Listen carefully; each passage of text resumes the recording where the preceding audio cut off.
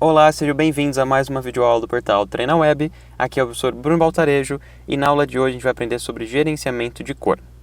Nessa aula eu quero explicar um pouquinho mais sobre a parte técnica de como você lidar com as cores das suas fotos.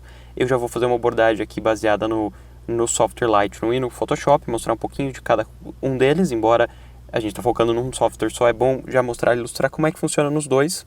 Isso vai se encaixar com a parte de gerenciamento de cor vista lá no começo, na parte de engenharia de imagem, explicando sobre como funciona a imagem digital, e agora puxando para uma parte mais de hardware, de escolha de equipamento, escolha de calibragem, fluxo de trabalho, para chegar no ponto final, que é o final do curso, a parte de exportação de imagem. Porque para você exportar a imagem, integrar entre os softwares Lightroom e Photoshop, você tem que escolher corretamente como você vai fazer isso. Então, para integrar melhor com os próximos capítulos, a gente tem que entender como que esse gerenciamento ocorre para saber como enviar corretamente essas imagens de um software para o outro, exportar essas imagens, transformar num PDF, numa imagem para web, e assim por diante, ou numa imagem para impresso, para poder entregar nas pessoas responsáveis por finalizar essa mídia, ou postar no site corretamente, ou mandar para a impressora corretamente.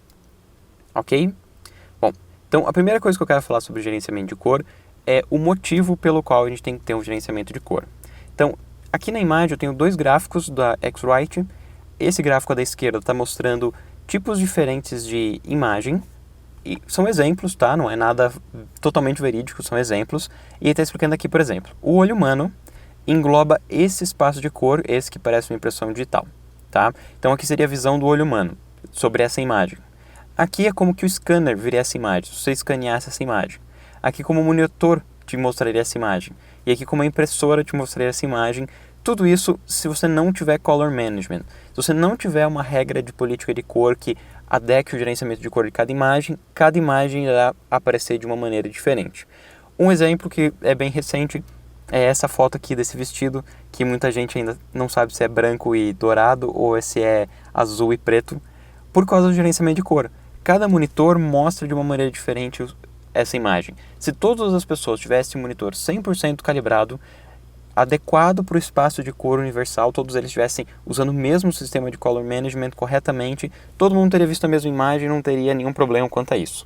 Se todo mundo tivesse com a iluminação no mesmo nível de iluminação, com as cores adequadas corretamente ao XY do espaço de cor, todo mundo ia ter visto a imagem igual e não ia ter tido esse problema, essa controvérsia de pessoas falando que era uma cor e pessoas falando que era outra cor. Tá? Bom, ali na direita, eu tenho aqui um outro gráfico explorando isso. Aqui é a imagem fotográfica vindo para o computador. Aqui eles já estão sendo bonzinhos, imaginando que o computador tivesse igual, que está mostrando o computador e a foto igual. Isso aqui já seria o primeiro ponto que está diferente. Saindo da câmera fotográfica, indo para o teu computador. Se você não tiver um monitor calibrado, nesse ponto você já vai ver suas fotos diferentes. Aí depois desse ponto, quando você for mandar para a impressora, se a impressora não tiver uma calibração correta, adequada, ia estar diferente do teu computador. Assim como em qualquer outro tipo de impressão, aqui é impressão em lotes maiores, aqui é impressão caseira, e em qualquer um dos sistemas tem que ter uma calibração adequada para que a cor saia corretamente. Você tendo uma política de color management, você vai ter uma adequação entre todas as saídas e a cor vai sair corretamente em todos os sistemas. Bom, seguindo lá. Aqui é uma representação desse gerenciamento de cor. Basicamente você tem um espaço de cor em comum entre todos os hardwares específicos que você está trabalhando, entre as impressoras diferentes, entre o scanner, entre a câmera fotográfica e entre o monitor. Todos eles adequados ao mesmo espaço de cor, não necessariamente ao mesmo espaço de cor, mas adequado ao mesmo conjunto de cores. Cada um deles pode estar no modo de cor, num espaço de cor diferente, mas todos eles adequados a um espaço de cor comum, que são de todas as cores visíveis, o XY, para que mesmo que o software tenha que remapear a cor de uma entrada para uma nova saída, ele saiba como remapear, porque todas usam um espaço de cor em comum. Bom, seguindo lá. Aí, basicamente, o que a gente vai querer fazer, algumas coisas a gente já abordou, por exemplo, o Color Chart, a gente já viu um pouco como usar cartão de cor. A gente vai desde a hora de fotografar, desde o momento fotográfico, até a entrega final dessa imagem, seja na impressão ou seja na web, manter um fluxo de cor constante da entrada para a saída, para que em todo momento essa cor esteja correta, tá? Isso entra daí um pouco sobre a teoria do funil, que eu vou falar um pouco mais para frente. Bom, daí vamos entender um pouco sobre a construção de imagem, que eu vou fazer uma rápida abordagem, porque é uma revisão, só que com um foco mais voltado em color management, então eu vou tentar não me aprofundar muito nessa parte, tá? Principalmente para a aula não ficar chata. Então, como a gente já viu antes, a luz é uma radiação. ele é uma radiação enorme e tem diversas faixas de frequência, desde frequências baixas a frequências longas, e de acordo com a frequência a gente vai observar a cor ou não. Na verdade, a parte da frequência que a gente consegue observar é uma frequência bem pequena, que é esse pedacinho aqui do centro.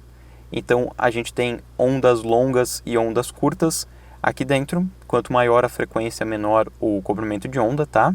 Aqui é uma representação do comprimento da onda para a frequência. Vocês vão ver que conforme vai aumentando aqui a frequência, vai diminuindo o comprimento de onda. Por exemplo, aqui 10 a sétima é um comprimento de onda e aqui 10 a menos 15 é outro.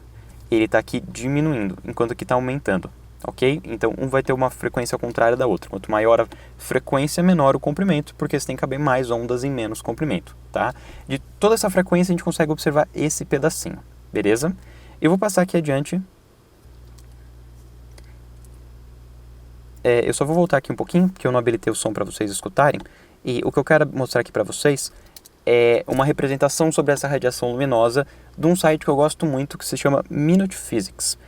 Aconselho que, se vocês gostarem do vídeo, entre no canal, assista as outras aulas dele. Eles têm vários vídeos sobre como funciona a luz e como que o nosso olho absorve essa luz, como os materiais refletem essa luz e como tudo isso se encaixa no mundo, através da nossa visão, através da radiação que a luz vai bater nos objetos e vai refletindo, tá? Isso é muito interessante, eu acho muito legal esse canal, chama Minute Physics. Entra lá no site deles e curte esse vídeo, curte vários outros, tá bom? Então eu vou dar um play aqui pra gente escutar esse vídeo. The sky is not blue. It's mostly transparent air, which is, at best, the color of whatever light it scatters. Sure, it does scatter blue light more than red light. In fact, the higher the frequency of light, the more it gets scattered by the atmosphere. So ultraviolet scatters more than blue, which scatters more than green, more than yellow, more than red, more than infrared. But still, only a tiny bit of light scatters, while most of it goes straight through, which is, how the sun can light up the ground, why we can see the moon and stars through the atmosphere, etc. The sun itself actually emits a wide range of frequencies of light, and our human eyes perceive this particular combination as white or neutral in color. The vast majority of the sky appears bluish because sunlight that was trying to go somewhere else got scattered by the air and instead ended up in your eye. Bummer. It still has a wide range of frequencies in it, with slightly more blue than in white light, roughly the same amount of green, and less red. You can see a simple demonstration of this on a computer if I take a white background, add a bit of deep blue, and subtract a tiny bit of pure red. I get a nice sky color.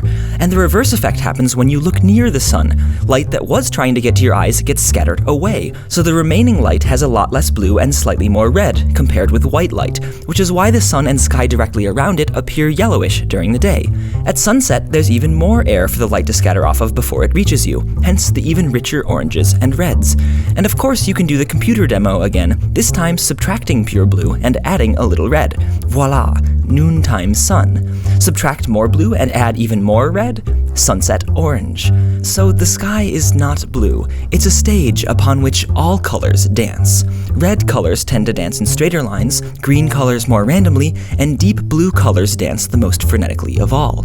Yet at some point, they all ultimately dance their way into your eyes, and my eyes, and to the earth and into space, so that everyone everywhere can appreciate the grand ballet of light.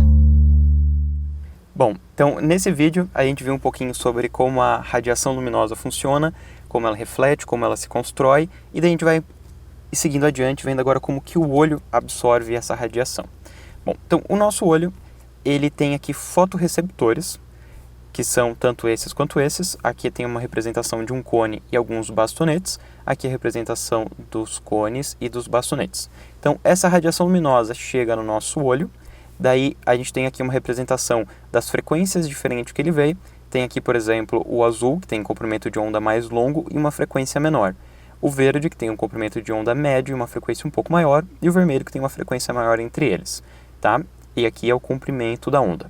Então, cada uma dessas áreas diferentes são absorvidas por receptores diferentes. Quem tem problema com daltonismo tem problema em um receptor específico, então não consegue distinguir muito bem uma área de cor, tá? Então, essa representação aqui seria da pessoa que consegue enxergar todas as três áreas de cor. No centro, a gente tem os bastonetes, é algo bem no meio, que é mais uma diferença entre claro e escuro. O nosso olho tem muito mais bastonetes do que cones, e a gente é muito mais sensível à variação entre claro e escuro do que entre as variações de cor. Bom, seguindo adiante. O nosso olho, ele é muito falho. E é o principal motivo da gente precisar de um color management mais apurado. O nosso olho, por exemplo, ele fadiga muito rápido e o cérebro se engana do que está vendo. A gente é enganado pelo nosso próprio cérebro, achando que a gente está vendo uma coisa e na verdade a gente está vendo outra. Esse é um exemplo muito bom disso. Se vocês tentarem contar quantos quadradinhos pretos tem, vocês vão ver que não tem nenhum. E se vocês forem tentar contar os quadradinhos brancos, vocês vão ver que vai aparecer um monte de quadradinho preto em volta do quadradinho branco. É algo muito curioso, que é um problema que tem no nosso olho. Nesse outro exemplo aqui eu estou mostrando mais sobre a fadiga do olho. Presta atenção por um momento só no pontinho preto. Olha bem fixo nesse pontinho preto. Não mexe o olhar, só dá uma olhada nele. Bem fixo no pontinho preto. E eu mudei o slide. Perceberam que na hora que eu mudei o slide, o quadrado que era magenta ficou verde e o que era verde ficou magenta. Sendo que não tinha nada, estava branco. Eu vou voltar lá por um tempo. Vamos observar bem. E daí, olha bem certo aqui no pontinho preto, mas presta atenção numa das duas cores. Não precisa focar nas duas. Tenta marcar bem uma delas. Tipo, fica olhando o ponto preto, mas presta atenção no magenta pela visão periférica. Eu vou mudar de cor, de slide. 1, 2, 3. Perceberam como ele fica verde? É um problema também do nosso olho. Ele se adapta facilmente às cores, ele se adapta facilmente aos contrastes, o que acaba enganando a gente, tá? Então, eu listei aqui os principais problemas da visão do olho humano. Esse daqui é um gráfico também do X-Rite, do Color Checker. É uma das coisas que eles passam no treinamento deles. Primeira coisa é que ele fadiga rapidamente. Segundo, ele se confunde entre o primeiro plano e o segundo plano. Isso é importante na hora de você construir a sua sala de edição de fotos. Se você colocar, ou de vídeo também, né? Se você colocar uma luz muito quente atrás do seu monitor, o seu olho vai se confundir com essa cor e vai se acostumar a esse quente e você vai ter uma sensação que o seu computador está mais frio do que ele realmente está. Mesma coisa, se pôr uma parede vermelha, roxa, lilás, qualquer cor, ela vai te ajudar a confundir. O ideal é você usar tons de cinza, igual aqui do slideshow. Não é nem preto nem branco, é um tom de cinza, porque o seu olho não cansa tanto com a cor cinza e não se confunde. Você tem uma visão neutra contra a cor do seu monitor. Se for muito claro e muito escuro, também pode te confundir. Outro problema grande é a péssima memória visual. Por mais que a gente tenha uma memória visual boa, a gente não tem tão boa assim. A gente vai, se você prestar atenção numa cor, por exemplo, você viu uma logomarca de um cliente de manhã, tentou gravar bem essa logomarca, aí vai chegar em casa e vai tentar reproduzir ela no Photoshop, no Illustrator e tentar pegar a mesma cor, você não vai conseguir fazer exatamente a mesma cor, a não ser que você pegue os valores matemáticos. Primeiro, por causa da calibração do teu monitor. Segundo, por causa do ambiente em volta de você. Terceiro, por causa da memória visual. Não tem como decorar exatamente que tom de cor que vai ser, ainda mais levando em consideração que tem bilhões de cores que você vai poder reproduzir. Se você tiver um monitor só 8 bits, ainda assim você vai ter 16 milhões e poucas cores que você pode produzir. Se tiver um monitor profissional, que seja 10 bits, você vai ter bilhões de cores que você pode produzir. Então, se você for confiar na memória visual, você não vai conseguir, tá?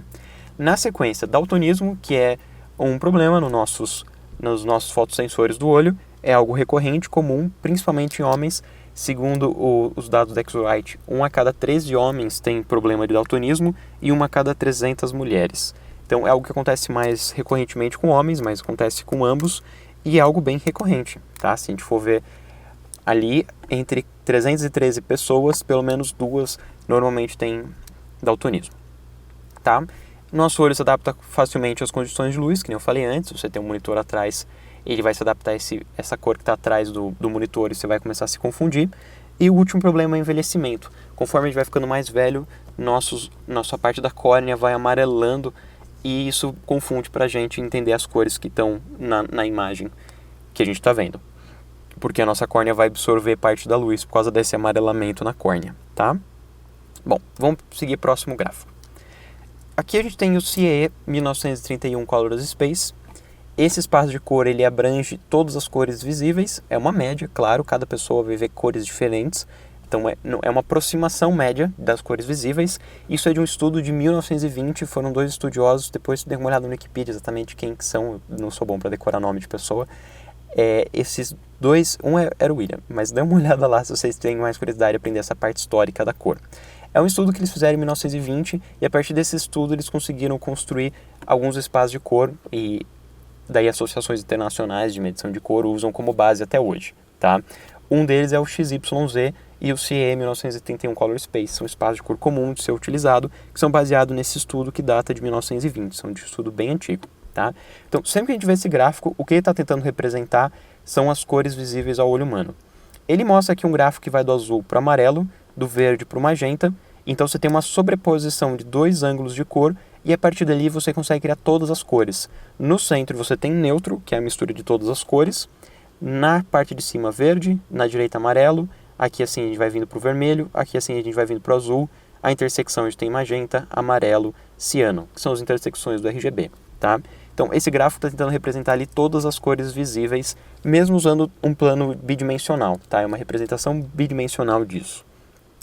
Bom, na sequência, a gente estava vendo sobre como o nosso olho absorve a imagem, e aí agora a gente está vendo sobre a parte matemática da imagem, tá? Então, primeiro aqui espaço de cor, na sequência a gente já vai passar para como a câmera produz essas cores, para a gente entender o porquê é importante aquele espaço de cor. Então, primeira coisa, aqui é um sensor CMOS, a gente já tinha visto isso em engenharia de imagem, ele tem fotocélulas vermelhas, verdes e azuis. O conjunto dessas fotocélulas guarda informações para construir um pixel. É necessário as fotocélulas, várias fotocélulas para construir um pixel, porque você tem que somar cores do canal vermelho, verde e azul. Um pixel não tem uma cor única, ele na verdade é uma mistura de três cores, ele vai ter três canais de cor se juntando para construir uma cor final. Tá?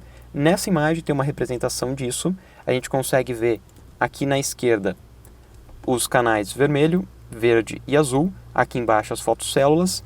Normalmente quando você vê uma representação do CMOS, você vai ver que tem um filtro que está filtrando a luz e passando para a fotocélula só uma parte da radiação. Então você vai ter filtros aqui em cima que vão deixar passar partes diferentes da radiação, no caso aqui vermelho, verde e azul. Através desse vermelho, verde e azul, ele vai construir cada um dos pixels. Você vai poder ver então cada um desses quadradinhos dos mosaicos que constrói a tua imagem final com cores específicas. E você vai ver aqui nesse gráfico aqui no histograma a intensidade de claro e escuro que ele está absorvendo de cada um dos canais. Então aqui é a junção de todos os canais, nesse primeiro todos os canais, aqui é só o vermelho, aqui só o verde, aqui só o azul. Quanto mais alto esse gráfico, mais informações ele está encontrando, mais pixels com aquela informação ele está vendo. Para a esquerda quer dizer que a intensidade de radiação é mais baixa, para a direita ela é mais alta. Bom, seguindo lá. Para a câmera daí escrever corretamente as cores, não adianta só a radiação chegar no sensor. Além da radiação chegar no sensor, a câmera tem que saber qual que é o iluminante, qual que é a luz que tem no teu ambiente. Porque se a luz for muito avermelhada e ela simplesmente só chegar no sensor, ela vai acender mais intensidade nos sensores vermelhos. Se tiver uma luz mais azulada, ele vai acionar mais dentro dos receptores azulados. E daí ele vai construir uma imagem errada, a não ser que ele saiba adaptar para a cor da luz. Então, se você dizer que sua luz é vermelha, ele entender como funciona aquele iluminante, ele pode se adaptar àquele iluminante, construindo corretamente as cores baseada no iluminante correto. Então, por exemplo, se ele souber que o iluminante é vermelho, que a luz é vermelha, ele vai saber que um pouquinho de azul é para representar mais do que se o iluminante fosse azul, que daí o azul representaria menos.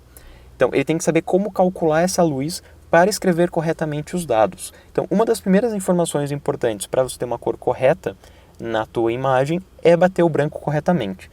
O ideal é já fazer isso na câmera, mas também pode fazer depois via software você fotografar em RAW. Você vai ter um pouco mais de flexibilidade para fazer isso, tá? A gente já vai explicar um pouco mais sobre RAW. Mas é importantíssimo na câmera já bater corretamente o branco. Nesse cartãozinho aqui da X-Rite você tem o cinza 18%. Aqui a gente encontra o cinza de 18% nesse quadrado e no segundo aqui, tá? Todos eles vão representar o cinza 18%. Mas pode bater com a tua câmera direto aqui nesse cartãozinho e depois, por segurança, ainda ajustar aqui nesse outro cartãozinho também via software, tá? Então, você batendo branco ali, ele já vai estar com o iluminante batendo no cartãozinho e voltando para a câmera, então ele sabe que aquele cartão cinza era para representar tanto, mas representa outro tanto por causa do iluminante. E ele já vai corrigir baseado nessa luz que ele calculou, tá? Nesse gráfico aqui da esquerda a gente tem as temperaturas de luz, tá? Aqui em 11.000 kelvins a 1.000 kelvins tem diversas temperaturas. Aqui em torno de 5.000 a 6.000 a gente tem luz do dia. E conforme vai aumentando os valores de Kelvin, se você tem uma luz mais fria, conforme vai diminuindo, você tem uma luz mais quente. Por exemplo, algo em torno de 3.200 é uma luz tungstênio. 5.000 seria a luz do dia. 6.500 já seria a luz do dia quando está caindo pouco sol. 9300 é o super azul, é como é a luz base dos monitores japoneses. Por algum motivo eles usam 9300, que fica bem azulado. Bom, o nosso monitor a gente vai calibrar ele mais ou menos em 6500, que é o D6500, é a base internacional, é o cálculo padrão para a temperatura de monitor. Para o impresso, a gente vai ver mais para frente, vai ser um pouquinho mais complicado. Bom, e para a câmera vai ser de acordo com a luz que você está. Como você leva a câmera em cada um dos lugares, você tem que adaptar para o lugar que você está, então você sempre tem que estar batendo branco corretamente. Bom, seguindo lá. Nesse outro gráfico, eu quero representar aqui só um pouco dos modos de cores. Um pouco deles a gente já viu. Por exemplo, esse aqui a gente tem lá do verde para o magenta, azul para o amarelo. É uma representação parecida lá com o gráfico que a gente estava vendo para a construção das cores visíveis. É um pouco diferente, mas é parecido. É um bidimensional construindo todas as cores. Aqui a gente tem um baseado em 3 cores, que é o RGB, que é o que a gente usa para a luz. A luz vai ser calculada em vermelho, verde e azul. Somando todas as cores, você tem branco. A ausência de todas elas, você tem preto.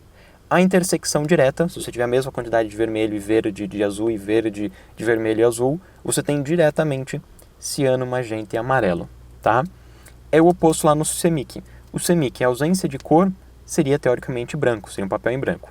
A junção de todas as cores dá algo próximo de preto. CMYK precisa de uma quarta cor, que é o preto, para deixar ainda mais intenso, porque mesmo que você misture todas as cores, ele não vai dar 100% preto. Tem que ter mais um tônus específico para o preto.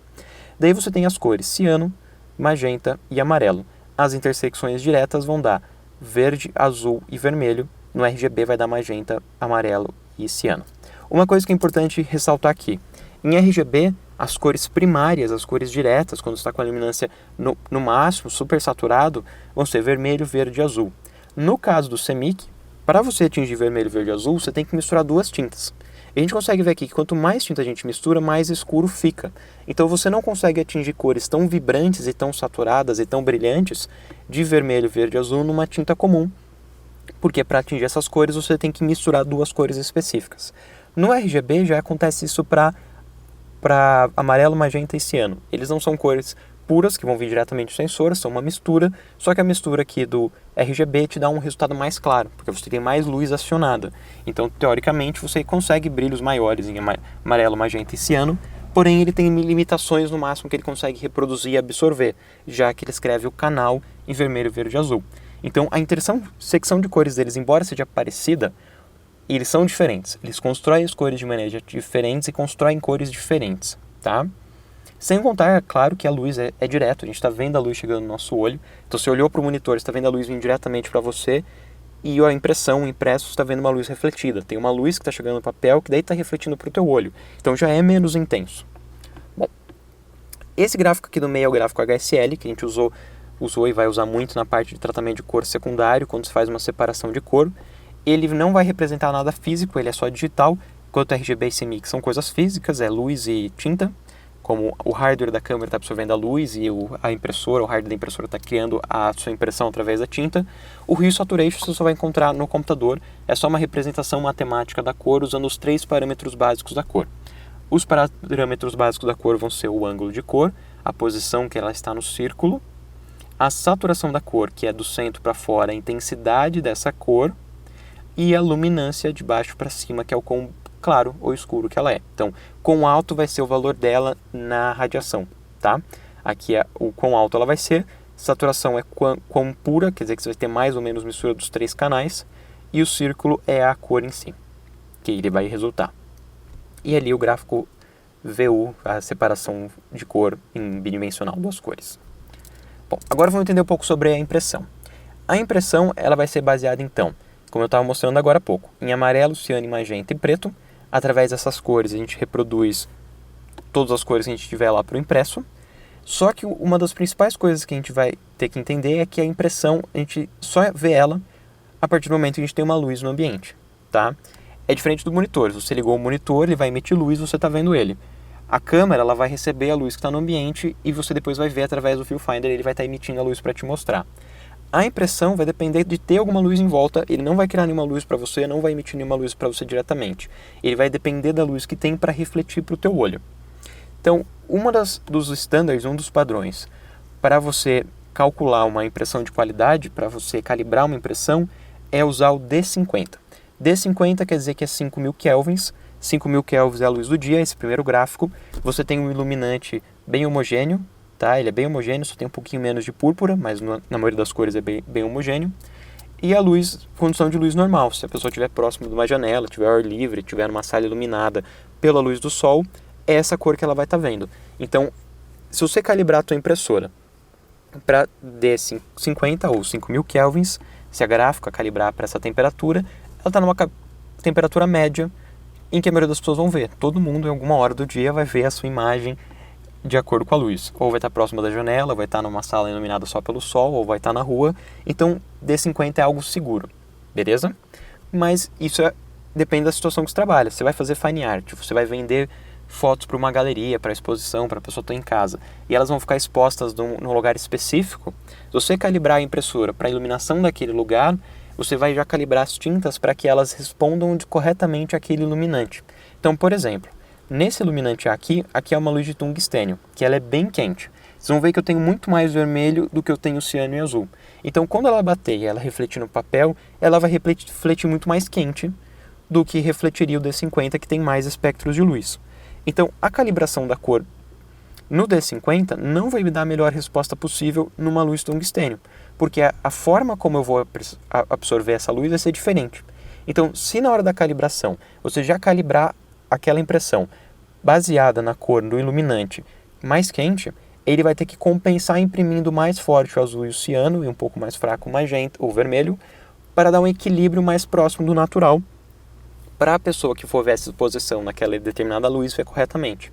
Então, por exemplo, você vai montar um restaurante e nesse restaurante você também já vai fazer uma exposição, uma galeria que você quer mostrar suas fotos e elas vão estar sempre sobre a luz do restaurante. Você escolheu ter uma luz mais quente, mais aconchegante, mais baixa, você já tem que pensar em criar suas fotos para esse ambiente, para que a pessoa veja corretamente essas cores. Uma coisa importante em fine art é isso, é você ter uma impressora sua de alta qualidade, manter ela calibrada e já calibrar pensando no tipo de lugar que você vai exibir essas fotos, tá? O local que você vai exibir, a luz que você vai exibir essa imagem vai ser importante na calibração da tua foto. Isso, claro, para uma impressão que vai para uma galeria, que você vai vender ela, ou que vai expor na galeria que você está recebendo por isso, pela exposição. O forte da foto é isso, é estar exposta. Agora, se a foto é para você entregar para a pessoa um álbum, as fotos soltas, e ela vai exibir essas fotos para os amigos, vai guardar no armário dela e vai, de vez em quando vai estar vendo ela sobre cada vez com uma condição de luz diferente, você usar D5000 é uma luz média, é uma luz comum. Se a gente voltar aqui para o gráfico, olha, está quase no centro do gráfico, é mais seguro do que você fazer para o tungstênio, fazer para uma lâmpada mais fria ou fazer para uma LED, que é uma das piores lâmpadas. Essa aqui é uma representação de LED, tá vendo como ela não é nada linear, ela tem uns picos em alguns momentos específicos da luz. Então, o mais seguro seria fazer daí em D50, que é, teoricamente, que é para as gráficas de alta qualidade usarem como base de iluminante. Se você pegar um perfil de cor pronto da impressora, quando ela vem instalada por padrão, ela é baseada em D5000, em D50, que é os 5.000 kelvins. Então é assim que ela vai vir por padrão a configuração da impressora, se você não fizer nenhuma outra configuração. Que é algo bem respeitável, bem correto, não é nenhum problema. Tá? A única coisa que você tem que recalibrar a impressora é mais porque vai variar a tinta que você está usando, vai diferenciar a forma que a impressão sai, o papel que você está usando vai diferenciar como a impressão sai. Então, quando você comprar uma impressora de qualidade, comprar o papel dessa marca, o perfil de cor que ela vai ter instalada por padrão é para ser um perfil que vai funcionar, que vai te dar cores corretas. O problema é que como esse perfil é já baseado como uma média, a luz média que as pessoas veem, o papel médio que as pessoas veem, a tinta média que as pessoas vão usar, ele é mais preservador, esse espaço de cor. Ele não aproveita o máximo de cores que aquela impressora poderia de fato produzir, porque vai depender de várias circunstâncias diferentes. Então ele faz um perfil mais homogêneo, mais neutro. Tá? Se você recalibrar a sua impressora para papel específico que você está usando, para tinta específica que você vai usando, ele vai conseguir construir um espaço de cor ainda mais amplo e mais adequado para o seu workflow. Então, se você tiver sua própria impressora de qualidade, já compre um papel de qualidade, uma tinta de qualidade, já faça a medição de qual é o máximo de cores que você consegue produzir usando aquele papel. Ou use um perfil genérico, que daí é confiável. Você vai mandar para uma gráfica, dá uma ligadinha na gráfica, vê qual que é o perfil de cor que ela está usando, tenta simular isso no teu computador, como a gente vai ver mais para frente, e já manda corretamente essas cores para a gráfica usando o perfil daquela impressora. Se eles não têm o costume de calibrar, entra na internet, baixa o perfil que vem de fábrica daquela impressora, para o tipo de papel que você vai usar, e daí pelo menos você vai estar simulando e mandando o mais próximo possível do que aquela impressora é indicada, tá? Daí vai ficar mais próximo possível. Bom, aqui é uma tabelinha do Wikipedia, aconselho quem tiver curiosidade sobre temperatura de luz, dar uma pesquisada lá. Aqui os Ds são padrões estándares comuns de se usarem, tem de D50 a D75, D65 é o normal para televisão e o espaço de cor para web, então esse é o que a gente vai usar para internet e televisão, e é o que a gente usa para calibrar nosso monitor. E aqui a luz do dia seria o D50, tá? Esses outros representam, na maioria deles, luzes fluorescentes e outras lâmpadas especiais. Todos esses aqui são lâmpadas. Bom, continuando lá. Então, a luz chegou no sensor da tua câmera e o sensor vai dizer o quão intenso é a radiação que chegou nele. Se essa radiação chegou menor ou maior, mais intensa ou mais fraca. E de acordo com essa intensidade que ele vai absorver, ele vai dar um número de acordo com o número de bits que ele possa criar. Bits, cada bit é um 0 ou um 1 que constrói a sua imagem digital. Com 8 bits, a gente já tinha visto isso em engenharia de imagem, você tem 2 à oitava. Quer dizer que você tem dois números que você pode escrever, 0 ou 1, 8 vezes. Então vai ser duas opções, mais duas opções, mais duas opções, mais duas opções, mais duas opções, 8 vezes, que vai te dar uma multiplicação de 2 vezes 2 vezes 2 vezes 2 vezes 2, 8 vezes, e vai te dar 256 tons de cores. Beleza? Agora, se você tirou a fotografia em 16 bits, isso já vai te dar 32.768 cores, mais ou menos, tá? Esse é um cálculo arredondado. E 24 bits, 24 bits seria 8 canais de cor no total. Tipo, se eu tiver 8 de vermelho, 8 de azul e 8 de verde, RGB, você tem 16 milhões de cores. Esse é o cálculo para você saber quantos milhões de cores você tem no RGB completo, em 8 bits. Agora, se fosse um canal de cor só de 16 bits, que é quando você vai exportar foto em 16 bits, que a gente for ver mais pra frente, cada canal tem 32 mil e lá vai cacetada. Se você multiplicar os três, você tem um número gigantesco, beleza? 16 milhões é a multiplicação de 256, 256, 256, que seria 8 mais 8 mais 8, que dá 24. Bom, vamos seguir lá, vamos entrar para um gráfico mais visual disso. Ele está representando aqui a diferença entre você ter 8 bits e você ter 16 bits, tá? Aqui eu já creio que ele esteja somando os três canais, 32 mais 32, 64. Não sei muito bem que diferença que ele está fazendo aqui. Esse é o gráfico da X-Rite, tá? Aqui ele faz uma equiparação entre 8 bits e 16 bits. No cálculo da X-Rite dá 65 mil, é um número altíssimo, enquanto 8 bits vai dar 256, é um número pequeniníssimo. Então a gente consegue ver a relação de diferença aqui entre 8 e 16. Beleza? Bom, continuando lá. Se você então fotografar em RAW, ele vai gravar todo o máximo de informação possível que ele conseguir, de acordo com a intensidade que ele absorveu, de uma intensidade baixa a uma intensidade alta. E é só isso que ele vai estar te representando, a intensidade das cores dentro do máximo de bits que ele puder produzir. Isso vai depender muito da tua câmera. O RAW suporta até 32 bits, mas tem câmeras que vão absorver e gravar 14 bits, 16 bits, 20 bits, vai ter diferenças de cor que ela pode realmente escrever. 32 bits é muito, muito, muito mais do que o número de cores que qualquer pessoa poderia enxergar. É um número absurdo. Mas o arquivo tem esse número para atingir o máximo de números de cores possíveis que ele possa escrever, do que necessariamente porque existe todas essas cores, tá? Então, só a câmera produzir 14 bits já é muita, muita cor. É super profissional, é uma câmera muito profissional. 32 bits é a base de cálculo do arquivo, não é necessariamente o número de cores que sua câmera grava. De fato, que ela absorve e grava. Então, se ela é RAW, você vai daí ter que dentro do Lightroom e do Camera Raw, como a gente já viu durante o curso, fazer o tratamento. Se ela for JPEG, vai já rolar um pré-tratamento, um processamento automático dentro da câmera. Quando rola esse processamento automático dentro da câmera, ele já vai definir qual que é o espaço de cor que ele vai usar como base para escrever a imagem, e ele já vai escrever a imagem.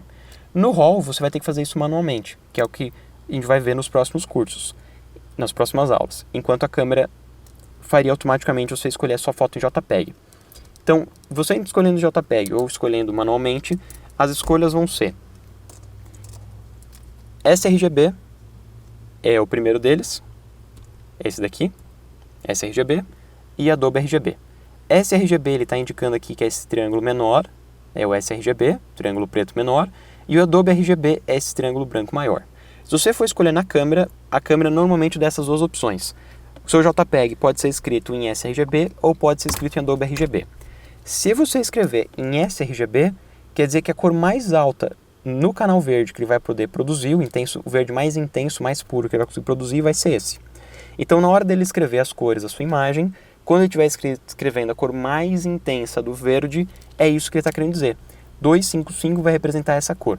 Agora, se esse mesmo JPEG 8 bits for Adobe RGB, o verde mais intenso, 255, vai representar isso.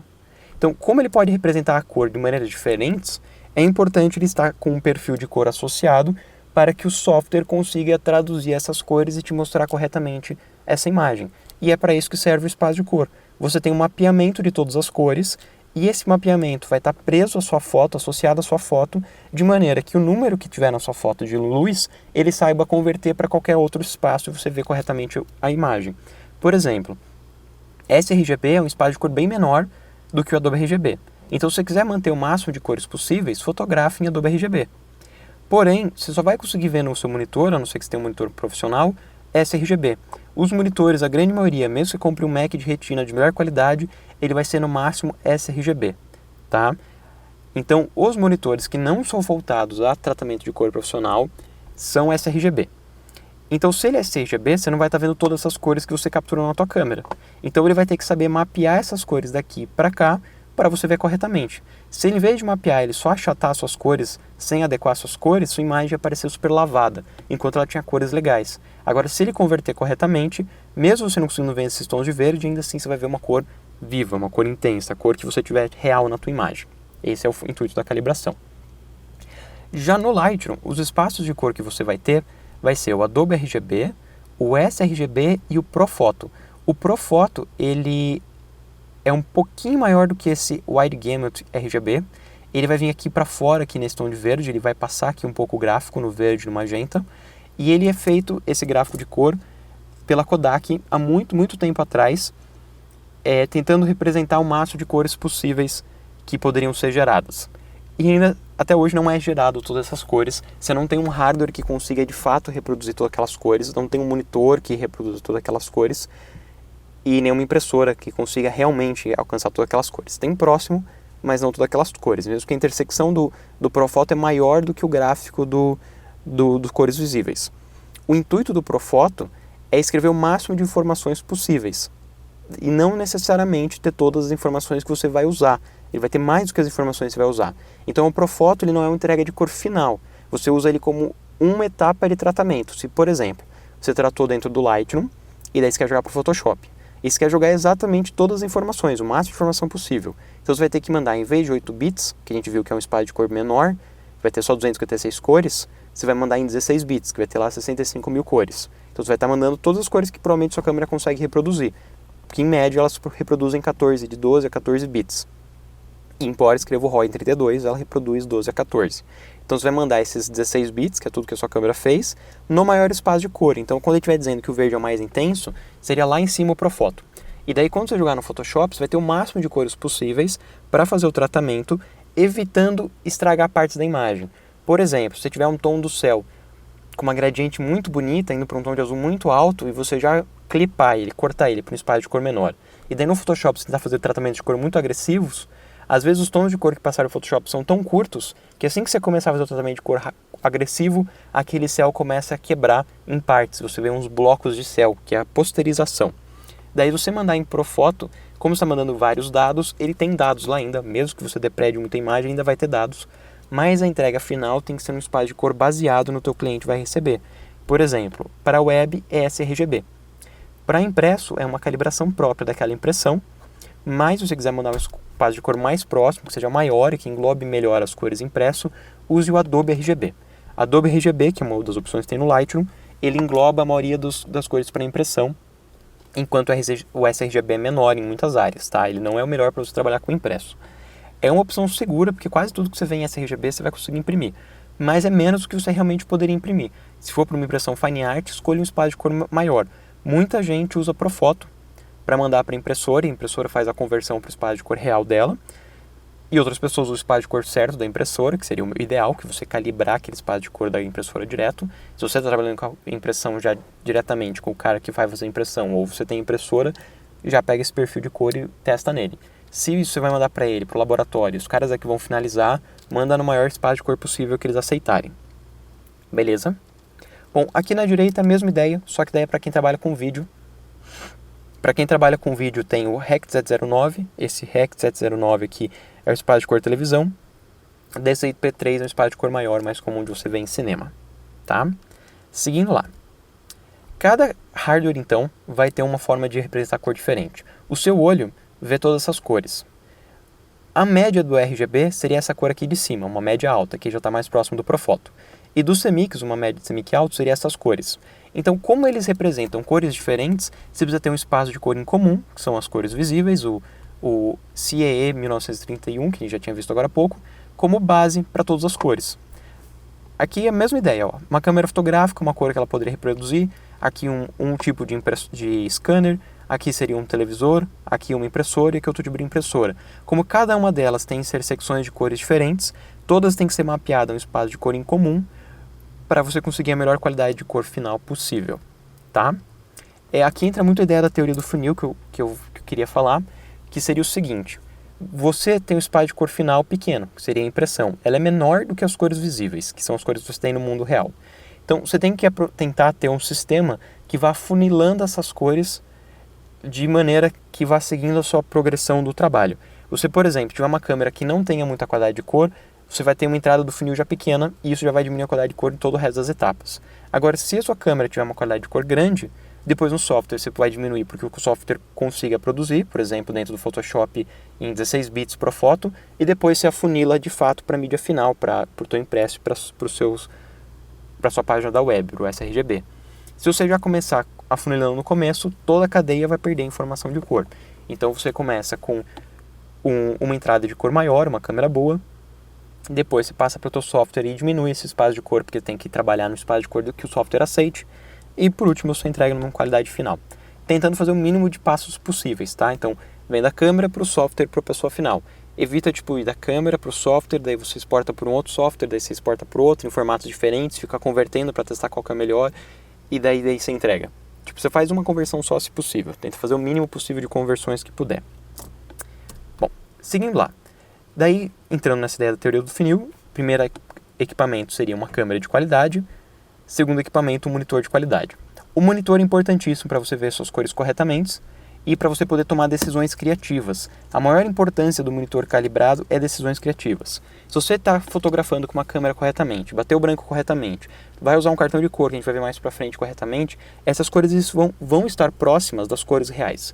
Mesmo que o seu monitor seja um lixo, você só confiar no software, tendo um color checker, um cartão de cor confiável, batendo o branco corretamente, cuidando do histograma, você consegue entregar a cor da imagem corretamente.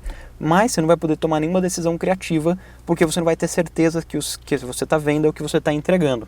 Então você vai ter que só confiar no que o software te der automático, através da calibração automática, porque aquilo é confiável, é certeza que vai estar correto. Então, o que é o importante? O importante é você ter um monitor com uma fidelidade de cor alta, que tem um delta de fidelidade de cor alta, quer dizer que ele é o mais fiel possível ao espectro de cores das cores visíveis, que o mapeamento de cor que ele resulta é o mais próximo dessa cor do espaço de cor, que a gama de cores que ele atinge seja grande o suficiente para o que você quer trabalhar, então você vai trabalhar para a web só, e para a televisão, que ela seja sRGB, que vai ser a intersecção das cores RGB próprias para a web e para a televisão. Se você vai trabalhar para impresso, que seja Adobe RGB, porque é um espaço de cor maior e que abrange todas as cores imprimíveis. Então você vai conseguir ver todas as cores.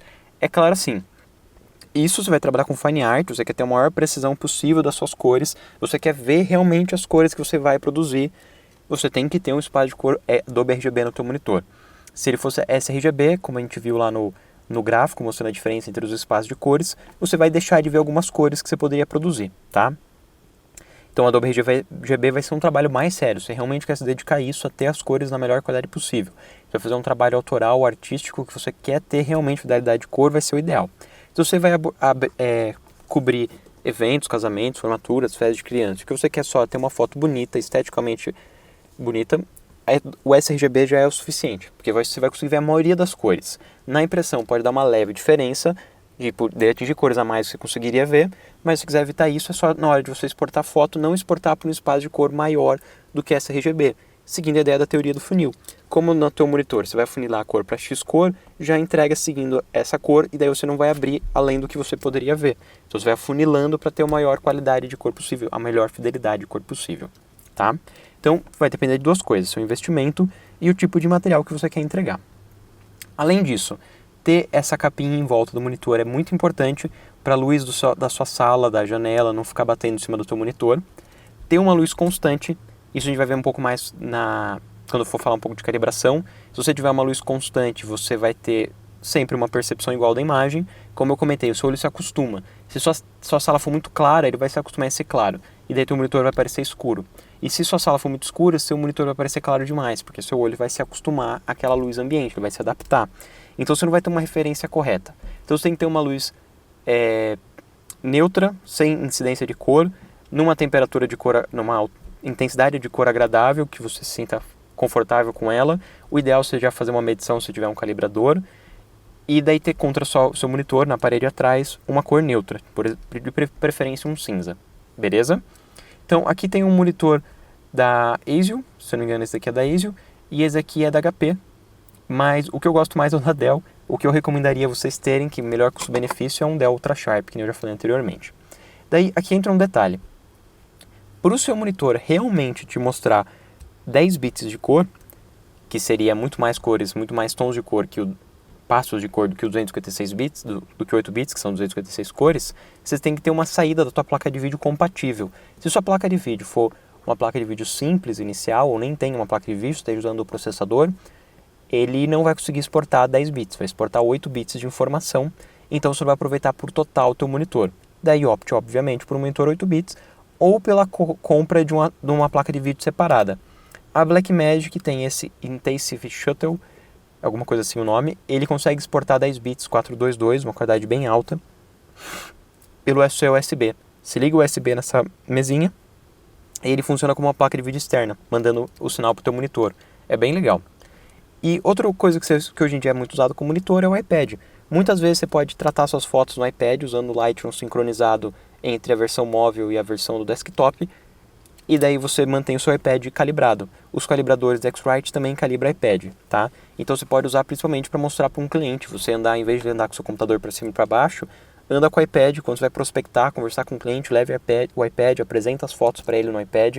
Vai ser bem mais legal do que você ter que levar um monte de foto impressa. Vai parecer mais tecnológico, mais profissional, mas só vai funcionar bem se você manter calibrado. Então tem que deixar calibrado também o teu iPad, tá? Esses são então 3 tipos de monitoração. Na sequência, calibrador é importante. Primeiro, você só vai trabalhar com tratamento, que nem eu. Você não vai fazer a parte de impressão, que vai imprimir uma outra pessoa, você vai terceirizar. É importante ter um calibrador de monitor, igual o que a gente já viu anteriormente, o X-Rite. Aí eu uso o i1 Pro.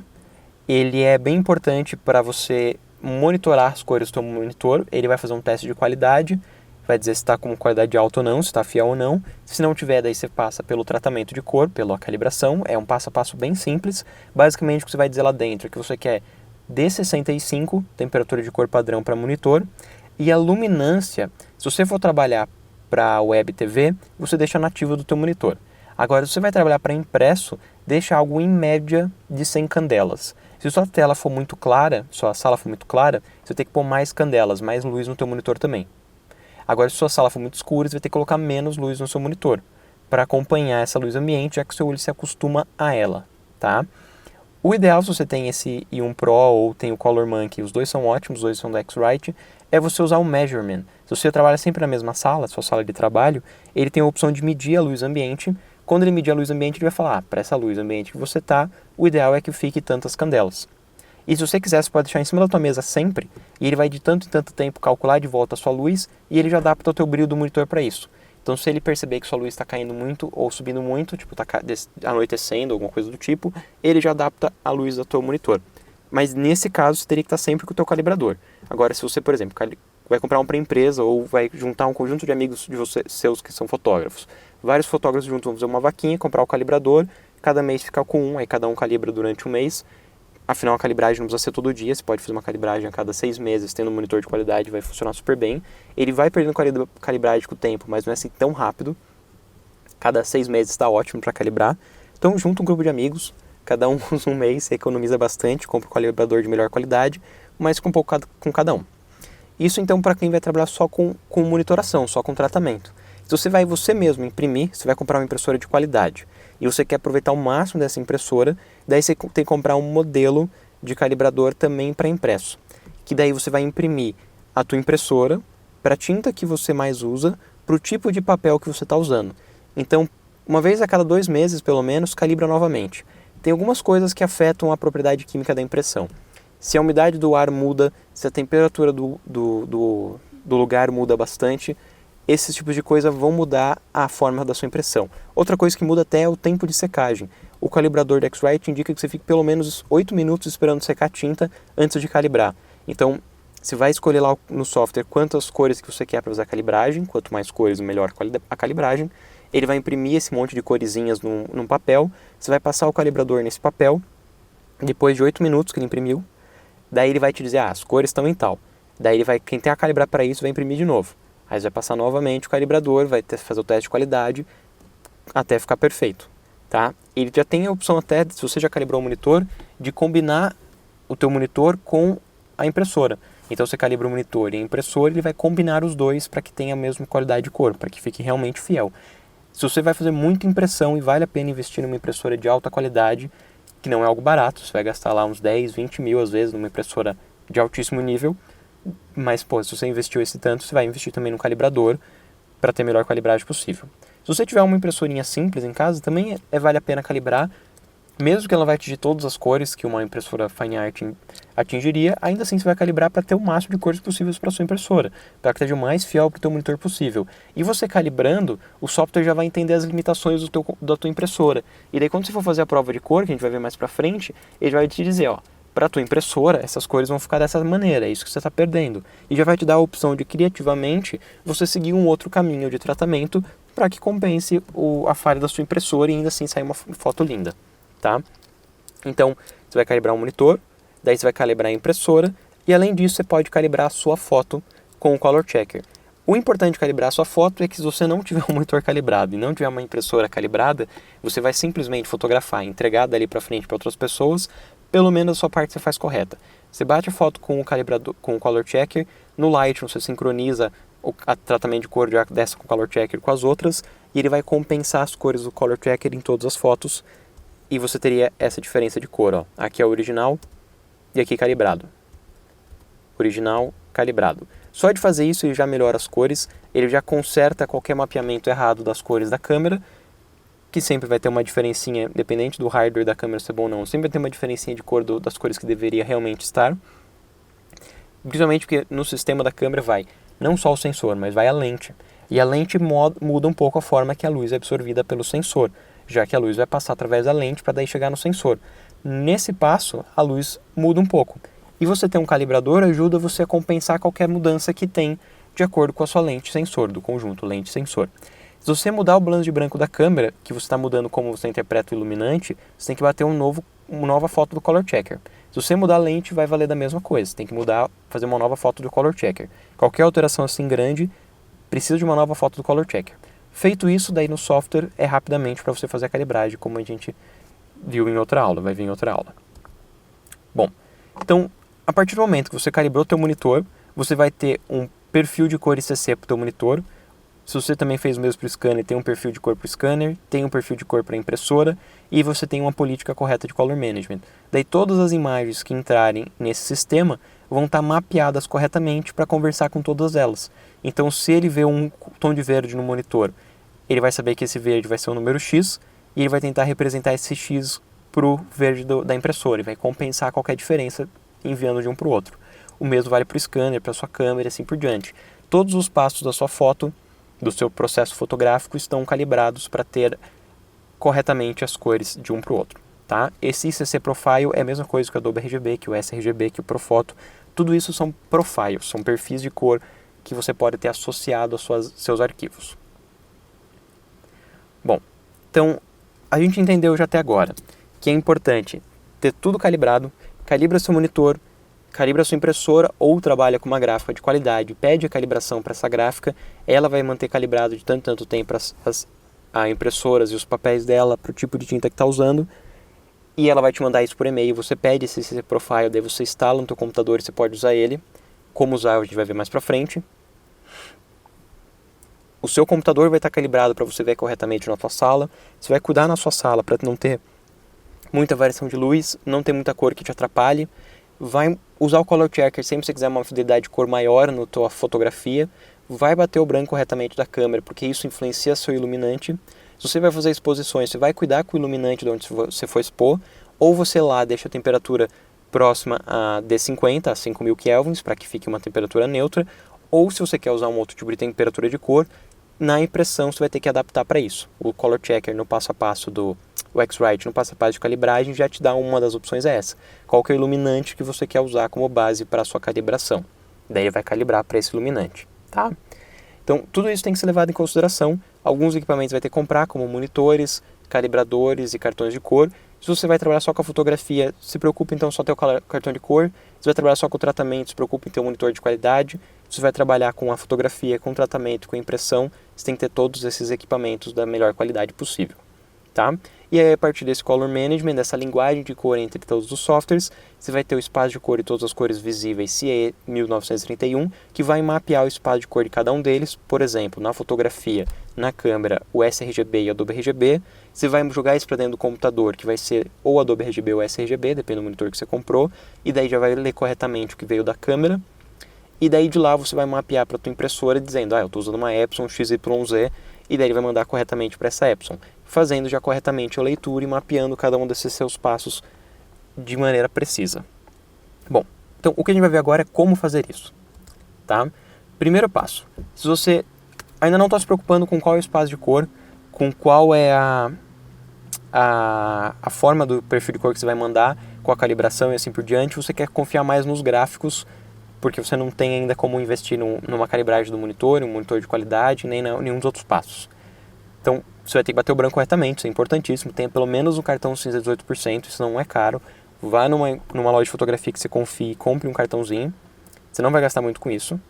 Esse vai ser importantíssimo, você sempre vai ter que fazer. E daí você vai jogar aqui para dentro do software. E dentro do software você vai ter alguns painéis que vão te ajudar a ler essa imagem.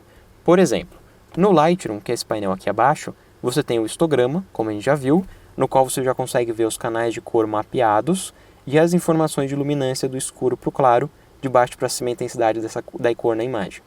E daí você também tem os valores de RGB da cor da tela quando você estiver com o mouse em cima. Então quando você posicionar o mouse em cima de uma parte da foto, ele vai te dizer quais são as cores e isso te ajuda a medir a cor da imagem. Por exemplo, se os três valores estiverem igual, quer dizer que é uma cor neutra. Se você está em dúvida, essa parede realmente está branca, põe o mouse em cima. Se ele tiver com um valor de vermelho muito alto, ele com certeza não está branco. Ele tem que ter o mesmo valor de vermelho, verde e azul, daí ele está com as cores homogêneas, tá? No Photoshop, esse painel é um pouco diferente. Tá aqui o painel histograma do Photoshop. Você tem aqui em cima as cores neutras, daí vermelho, verde e azul, tá? Então vermelho, verde e azul separado. Como essa foto aqui é preta e branca, todos eles vão estar iguais. Vermelho, verde e azul estão iguais, e aqui vai mostrar igual também, porque eu estou trabalhando aqui com uma imagem preta e branca, tá? Quando você posicionar o mouse em cima de uma parte da imagem, daí você vai ler por esse painel aqui. Esse painel aqui, que é o painel Info, você pode configurar ele como você quiser, mas ele vai te dar a posição do mouse na tela, X é a posição horizontal, Y é a posição vertical, e para essa posição do mouse na tela ele vai te dar valores de RGB, e se você quiser também HSB, CMYK, LEB, você escolhe qual outro espaço de cor que você quer ver. Eu gosto de ver RGB por HSB. HSB é aquele rio, saturação e brilho, também conhecido como luminância. Se você encontrar como HSL, está representando o mesmo espaço de cor, tá?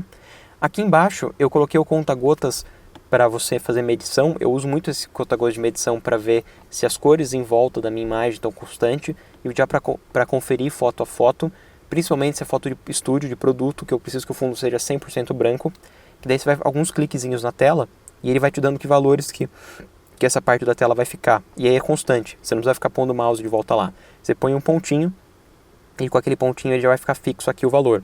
Daí você sempre vê esse mesmo valor. Então ele está dizendo aqui, por exemplo, que o meu RGB está num valor, cada um deles é um dos pontinhos, cada um deles está com um valor diferente de RGB.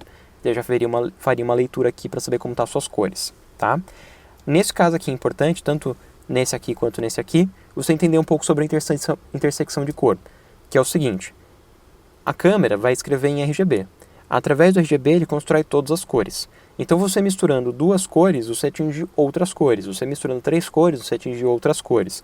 Então, você consegue criar várias cores diferentes usando RGB. Se for 8 bits de RGB, que seria 256 tons de cada vermelho, verde e azul somente, você já consegue escrever 16 milhões de cores. É muita cor. Então, vai ser só a mistura de vermelho, verde e azul que vai escrever tudo. Então, você entendendo mais ou menos quais são as misturas principais, já tem uma ideia de como ficaria. Um macete que eu gosto de passar é: escreve RGB, que nem tem aqui do ladinho, ó, RGB, do lado escreve CMY, CMYK. O oposto do vermelho vai ser ciano, o oposto do verde vai ser o magenta, e o oposto do azul vai ser o amarelo, que são as cores C, M e Y, ciano, magenta e amarelo. Então, se o oposto do azul é amarelo, quer dizer que todas as cores menos azul é amarelo, vermelho e verde junto vai dar amarelo, vermelho e azul vai dar magenta, azul e verde vai dar ciano, que são as cores opostas. Então, aí você já sabe três cores secundárias. Se você misturar vermelho com verde, vai dar amarelo. Se misturar azul com vermelho, vai dar magenta. Se você misturar vermelho com verde, vai dar amarelo. Aí você também tem que saber as cores secundárias. Por exemplo, púrpura vai ser um pouco mais, o magenta um pouco mais para o azul. O laranja vai ser o amarelo um pouco mais para o vermelho. Então, é basicamente a mesma mistura do amarelo, laranja, por exemplo. Vai ser vermelho com verde, só que vai ter um pouco mais de vermelho. E você entender também que se você tiver os três canais na mesma intensidade, é neutro, ajuda você a saber se a cor está muito vívida ou não. Se, por exemplo, você está em dúvida se o tom de pele está muito saturado, se a cor não está muito cheguei, muito forte. E você vê, por exemplo, o vermelho está em 90%, o verde em 60%, quer dizer que tem uma diferença enorme entre o vermelho e o verde. É laranja, mas é um laranja mais forte, e o azul está lá em 20%, lá embaixo. Essa pessoa vai ser praticamente uma cenoura, tá? Ela vai estar com o vermelho muito intenso, seguido de um verde médio, mas o vermelho está intensíssimo, e o azul está lá embaixo, quer dizer que essa cor não é neutra, ela é super saturada. Agora, se forem cores próximas, por exemplo, o vermelho está em 80%, o verde está em 60% e o azul está em 50%. Quer dizer que ele é mais pro laranja, um laranja um pouco mais avermelhado, essa pessoa um pouquinho mais vermelhinha, mas é neutro, tipo, tá próximo de neutro. Tem uma diferença lá de 30% entre o azul e o vermelho. Se a diferença for enorme, quase 100%, pode ter certeza que essa pessoa é uma cenoura. Então, o balanço de cor tá errado. Então, você lê esses valores, mesmo se o monitor não esteja correto, você já tem mais ou menos uma ideia de como seguir. Mas com o monitor correto fica ainda mais fácil. Você não precisa ficar fazendo nenhum desses cálculos. Você vê teu monitor, você confia no teu monitor, essa cor que você está vendo é a cor que você tem. Bom, quem vai trabalhar com vídeo também, que nem eu, que uma das coisas que eu mais faço é trabalhar com vídeo. Além de trabalhar com foto, trabalho com vídeo. Eu adoro filmar e adoro fazer tratamento de vídeo. Ele tem, além do gráfico histograma, esses outros três gráficos. Um representa o color hue, o círculo de todas as cores, e um gráfico mostrando que cores que você tem na tua imagem. Aqui a luminância do escuro para o claro, tá? É igual o histograma, só que ele é verticalmente, em vez de ser da esquerda para a direita e de baixo para cima. E daí o histograma seria mais ou menos a ideia do histograma, que se chama waveform. Mas seria a mesma ideia do histograma, no vermelho, verde e azul, e aqui é a mistura de todos eles, tá? E aqui é um frame do meu vídeo. Bom, então, aí o primeiro passo para começar as políticas de color management é dentro do Lightroom você fazer a prova de cor. Então, quando você está vendo a foto dentro do Lightroom, que é um RAW, ele ainda não está associado a nenhum espaço de cor. Ele simplesmente é um RAW com todas as cores possíveis que sua câmera conseguiu escrever. Para você saber qual cores que vão ficar para a sua mídia final, você vai precisar vir com o seu mouse nesse botão aqui embaixo do Toolbars e vai ligar a caixinha prova de cor. Você ligando a caixinha prova de cor, vai aparecer aqui do lado o perfil de cor que você quer usar e o objetivo de conversão que você vai usar. O objetivo de conversão a gente vai ver mais para frente. Então, você vai poder simular na prova de cor o tipo de mídia final que você vai usar. Então, você tem, por exemplo, uma câmera de qualidade e você fotografou em RAW. Então você vai ter um arquivo 32 bits sem um espaço de cor definido. Então vai ser o máximo de cores possível que sua câmera conseguiu fazer. Então, seguindo a teoria do funil, é o máximo de arquivo possível. Na sequência, dentro do teu computador, você está com o monitor Adobe RGB 10 bits. Então você está vendo menos cores do que realmente foi fotografado e menos bits do que sua câmera consegue produzir. Mas ainda assim é muita informação que você está vendo. Daí depois que você já fez a maior parte do tratamento, você liga a prova de cor e daí você está chegando na última etapa do funil, que é o menor espaço de cor possível, vai ser o espaço de cor da sua impressora. Aqui eu coloquei para simular uma Epson. Então, para essa impressora, ele vai te representar como que a imagem ficaria.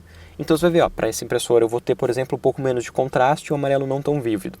E daí você pode já aproveitar, fazer uma cópia dessa prova de cor e ajustar o tratamento dela. Então você ia tratar já para essa cópia específica, para esse espaço de cor específico. Você vai simular ele e já fazer o tratamento de cor pensando no quais são os limites possíveis da sua impressora de chegar. Tá? O mesmo vale para a web. Se você está usando um monitor de alta qualidade que não é sRGB, você vai ligar a prova de cor sRGB. Agora, se o seu monitor é exatamente sRGB, você comprou um Dell, só que dos Dells mais baratos, da linha Ultra Sharp, que é 100% RGB, que tem uma fidelidade de cor alta, o mais importante daí nesse caso seria ser uma fidelidade de cor alta, que tem um delta de fidelidade de cor alta, então o seu monitor vai ser um monitor fiel, daí você só vai cuidar mesmo com o que você está vendo. Seu monitor já é sRGB, então só na hora de você exportar, você lembrar de marcar, eu quero exportar em sRGB, que é o que meu monitor já me mostra, então você nem precisa ligar a prova de cor, e pronto, vai estar tudo lindo, beleza? Se você tiver um monitor maior, que nem o que eu comentei, Adobe RGB para impressão, lembre de ligar o perfil de cor para impresso. Independente se o monitor de cor também teu monitor seja sRGB, simular o impresso vai ser importantíssimo porque é um espaço de cor muito próprio. Só vai existir aquele espaço de cor para aquela impressora, para aquele papel. É diferente do espaço de cor para computador, que existe uma padronização. Você, embora seu monitor não vai necessariamente englobar totalmente as cores do sRGB ou do Adobe RGB, quando você passar o X-Rite, está pedindo para ele ficar o mais próximo possível daquele espaço de cor. Então, de certa forma, você já está simulando ele, já está fazendo a prova de cor simplesmente de olhar para ele, porque ele já é um espaço de cor X ou Y. Se ele for sRGB, você já está simulando, já está vendo como ficaria para impresso, tá? Mas o importante, como eu estou falando desde o começo, é que o monitor esteja devidamente calibrado. Beleza? Bom, seguindo adiante. Depois que você fez a prova de cor, se você quiser terminar mais alguma coisa para o Photoshop, você não vai fazer tudo no Lightroom ou tudo no Camera Raw, você tem que mandar corretamente para o Photoshop. Então, por exemplo, se você vai mandar para a web e a única coisa que quer fazer lá no Photoshop é adicionar uma marca d'água em um texto, você já pode mandar para o espaço de cor para a web, que seria o sRGB 8 bits. Agora, se você quer continuar tratando as cores no Lightroom, no Photoshop, e vai ainda ver tratamento de cor, vai ter colorização, vai ter efeitos, o ideal é que você mande o máximo de informação possível por causa da ideia do funil. Você não vai funilar agora, se depois ainda vai ter mais coisas. Então você mantém na qualidade máxima e aí vai ser no final a saída do funil que vai ser menor. Então você vai deixar aqui o espaço de cor em Adobe RGB e a profundidade em 16 bits. Aqui está 8, mas pode deixar 16, tá? E daí no Photoshop você teria ainda que converter no final de tudo, depois de feito todos os tratamentos, os efeitos e o que mais você quer fazer no Photoshop, você vai ter que fazer daí a prova de cor lá e a exportação lá. Então, nesse passo aqui, a prova de cor, feita aqui, você fez a prova de cor e já exporta corretamente pelo Lightroom. Se precisar fazer a integração, daí você tem que mandar corretamente para o Photoshop, tá? E daí, por último, você tem a exportação. Da exportação vai depender da sua mídia. Daí, por exemplo, se você vai mandar para impresso, você pode mandar no formato que a gráfica prefere, pode ser um TIFF, pode ser um PDF, pode ser um JPEG, no espaço de cor específico da impressão que você vai fazer. O ideal é isso, é você perguntar para a gráfica, qual que é o espaço de cor que você está usando? Você fez uma calibração recentemente? Pode me mandar essa calibração? Ele vai te mandar, você vai instalar no seu sistema operacional e ele vai estar aqui na listinha, na seção Outros. Você vai em Outros, você puxa lá esse que você acabou de instalar, tá? Se ela usa uma padrão, na lista já vai ter lá Profoto, Adobe RGB e sRGB. Vai ter aqui também a profundidade de bits. O JPEG aceita no máximo 8 bits. Se você preferir usar TIFF, vai aceitar 16 bits, PSD vai aceitar 16 bits, tá? PDF é... Agora eu estou em dúvida se é 8 ou 16, depende do espaço de cor que você definir. Bom, seguindo lá. Então você definiu com a sua gráfica qual que é o formato que ela prefere, ou para a web vai ser um JPEG sRGB 8 bits, tá? Então vai depender ou da gráfica que você vai trabalhar ou da web mesmo. Você vai mandar em sRGB para a web 8 bits. Daí você já fez a exportação final. Agora, se você optou jogar para o Photoshop, eu vou mostrar aqui ideias diferentes que tem dentro do Photoshop. A primeira delas é na hora de criar o documento. Você já vai criar o documento e vai dizer, o meu documento está no perfil de cor tal. Então, se você já está criando um documento que vai ser para a web, você já pode criar um documento em sRGB. Você vai fazer um documento que você vai destinar para impresso, que quer ter o máximo de cores possíveis, faz Adobe RGB e aqui em cima você escolhe se é 16 ou se é 8 bits, tá? O espaço de cor, você também já pode escolher entre RGB e CMYK. Teoricamente, RGB é para tudo que emite luz, para o teu monitor, para a web, para fotografia, e CMYK é para impressão. Mas tem impressoras que usam como espaço de cor nativo RGB, então você poderia mudar para elas em RGB. Assim como também outra coisa importante para dizer é que o Photoshop trabalha nativamente em RGB. Todos os efeitos funcionam em RGB. Alguns funcionam também em CMYK, mas alguns não. Então eu escolhi a semi, que limita um pouco as opções que você pode fazer dentro do Photoshop. Não é nada absurdo, não é nada muito grande, mas diminui o número de coisas que você pode fazer dentro do Photoshop. Então, como eu gosto de fazer? Eu trabalho em RGB, muitas vezes em 8 bits, eu já sei que eu vou imprimir ou mandar para a web, e eu deixo vinculado ao Light, ao Camera Raw, como um Smart Object, com um objeto inteligente, para preservar o negativo, para também evitar de perder qualquer informação de cor grande, tá? Mas dentro do Photoshop eu trabalho em 8 bits. Assim eu posso usar qualquer tipo de efeito, qualquer tipo de ajuste de cor. Mas é um workflow. Se eu começar a perceber que está começando a quebrar partes da imagem, daí eu mudo para 16 e depois eu converto para 8 no final da etapa. Mas como eu já tenho um convívio maior com a ferramenta, eu posso montar meu workflow de uma maneira mais flexível. Não preciso necessariamente seguir uma regra. Se você for seguir uma regra, trazendo do Lightroom, tenta trazer a melhor qualidade possível para depois na exportação se mudar. E criando um novo documento, já cria lá RGB 8 bits. Beleza? Assim pelo menos vamos padronizar. Daí o RGB você tem que dizer de baixo se é sRGB se é para web, Adobe RGB se quiser ter o máximo de espaço de cor, ou já direto da sua impressora. Beleza? Bom, seguindo lá, isso seria se você fosse criar um documento. Agora, se você trouxe um documento do Lightroom, do Lightroom para cá, e você trouxe na melhor qualidade possível, você trouxe ele em Profoto, 16 bits. O maior espaço de cor que tem em 16 bits. Você trouxe o máximo de informação. É mais que o seu monitor consegue mostrar e é mais que você vai imprimir. Então, durante os efeitos dos tratamentos dentro do Photoshop, você tem que ligar a prova de cor, Soft Proven. É a mesma ideia que lá no Lightroom. Lá no Lightroom é mais fácil, você vai lá na barrinha de ferramentas, vai ter o botão prova de cor. No Photoshop, você tem que ir em visualizar, na aba View, visualizar, e escolher prova de cor e clicar em Custom. Aí ele vai abrir essa janela, ele pergunta para você que device você quer simular e qual que é o intent que você vai usar. Igual no Lightroom, são as mesmas opções. Então, primeiro, perfil de cor. Lá no Lightroom você tem por padrão Adobe RGB, Profoto e sRGB. Um é bom para impresso, Adobe RGB, sRGB é bom para web e Profoto é o espaço de cor maior que tem, que não é definido para nenhuma coisa específica, tá? Já o Full Graph, que eu estou usando aqui no Photoshop, é um espaço de cor para impressão, um espaço de cor genérico. Tem um monte de espaços de cor para impressão já nativos dentro do Photoshop, além de você poder instalar da tua impressora ou da gráfica que você está trabalhando. E tem muito mais opções nativas dentro do Photoshop. Você vai escolher lá qual que você quer usar. Tem, por exemplo, para televisão, o HDTV Rec 709. Você simula como ficaria para lá e ele vai te dar duas opções de tipo de simulação que você quer. Daí, essa opção aqui muitas pessoas ficam confusas. Eu vou mostrar aqui os dois principais, que são os dois mais adequados para fotografia, e vou mostrar a diferença, tá? Eu já vou mostrar aqui, ó. Esse da esquerda, que é o perceptual, ele está mostrando o que faria se você usasse o render como perceptual, tá? Então, no perceptual, ele vai baixar as cores que estão em volta, a gente consegue ver aqui as cores em volta, e algumas das cores que estão dentro, para manter a sua percepção de como são as cores. Então, por exemplo, você tinha um céu que começava de um céu meio neutro até um céu super azul. Então, tinha uma gradiente de cores do céu. Nessa gradiente de cores do céu, se você usar esse tratamento de cor, ele vai baixar a cor mais intensa do céu e as outras todas também que estão próximas. Então ele vai baixar todo mundo, mantendo a sua percepção das cores menos saturadas para as mais saturadas, mantendo ainda assim uma gradiente de cor.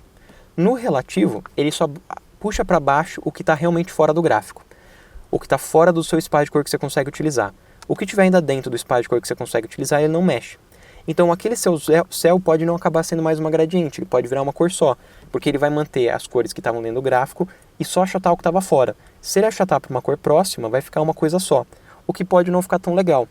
A melhor estratégia é testar os dois, ver um e ver o outro, ver qual que ficou melhor. A única coisa de observação que eu quero dizer é que o relativo tem mais chances de depois no tratamento de cor quebrar tons da imagem por ter diminuído a variação de tons da imagem, por ter comprimido algumas cores.